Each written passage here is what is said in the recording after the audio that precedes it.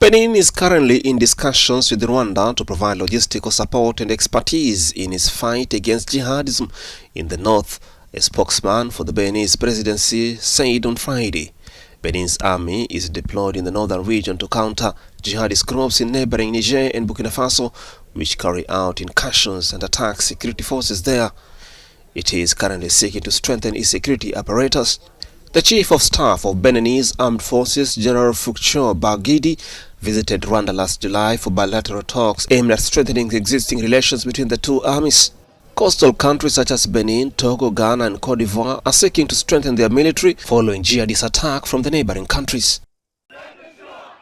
The arrest and detention of a journalist and activist earlier this week by the Tunisian authorities has led to massive protest in the capital Tunis on Friday.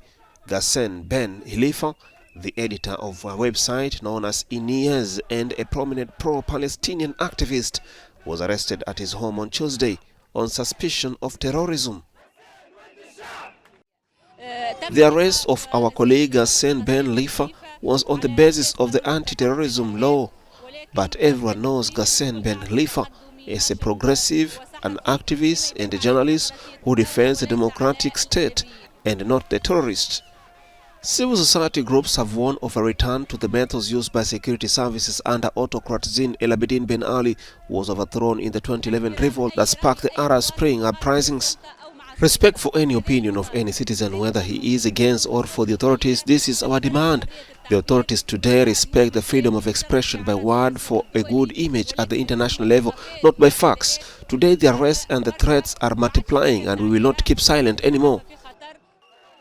Tunisia has seen a spike in prosecutions of journalists, including in military courts, since President Kais Saied seized wide-ranging powers in a dramatic move against parliament last year.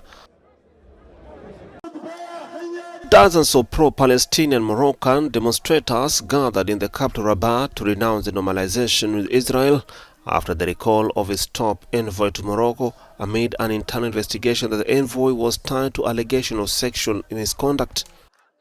The Israeli public broadcaster Kan reported Monday that a foreign ministry delegation had been dispatched to Rabat following sexual abuse allegations against envoy David Govrin.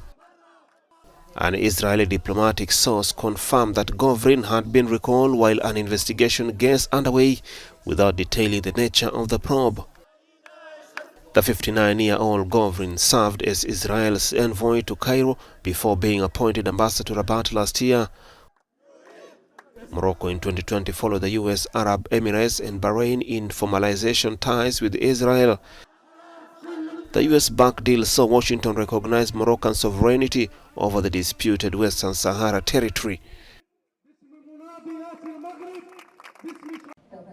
A South African court on Friday squashed President Cyril Ramaphosa's suspension of South Africa's public protector a day after she launched a probe into burglary at his farmhouse, calling the move improper. The Western Cape High Court said the hurried nature of the suspension of Bosisiwe Mkhwebane suggested it may have been retaliatory and thus unlawful. Ramaphosa suspended Mkhwebane in June shortly after she sent him questions over the alleged cover-up of a burglary at his farm. Mkhwebane had been appointed public prosecutor by former President Jacob Zuma in a move widely seen as an attempt to escape from corruption claims. The public protector is an independent state institution set up to defend democracy and investigate improper conduct in South Africa. The court's ruling will pile pressure on Ramaphosa, who last week was accused by lawmakers of failing to answer questions on the case before Parliament. The judges noted that while the process to suspend Mkhwebane started in March, it appeared to have been accelerated by the launch of the farm theft probe. The probe over potential breaches of the Executive Ethics Code was opened after Ramaphosa was accused of covering up a 2020 heist at his Pana game farmhouse.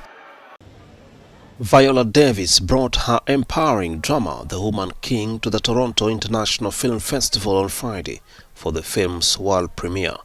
Davis' star is an African warrior named Nanisa, with Thuso Mbedu, Lashana Lynch and Sheila Atim co-starring as fellow soldiers. It feels like it made my life. It feels like my coming, feels like it's my coming out party. It's my debutante ball. I always knew I was Naniska. that we could tap into our warrior spirit as women. Thank you. That we can change the narrative because we have it within ourselves. Our sword is in here. An evil is coming that threatens our kingdom, our freedom. But we have a weapon. They are not prepared for.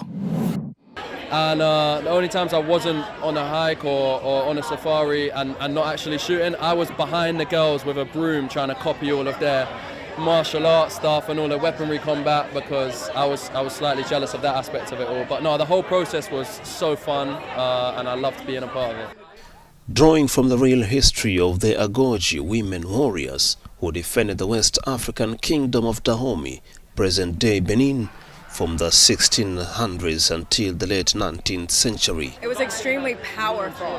That's actually why I wanted to be a part of this film, because very, very rarely do you have people of that, like black excellence in a film together, especially dark-skinned women represented in this way. It's extremely powerful. Every single day was powerful. This is a story that's never been told.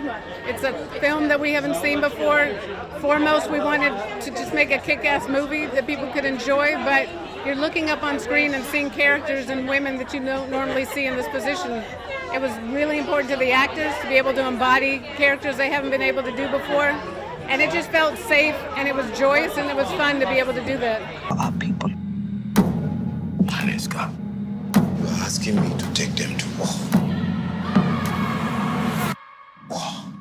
Some things are worth fighting for.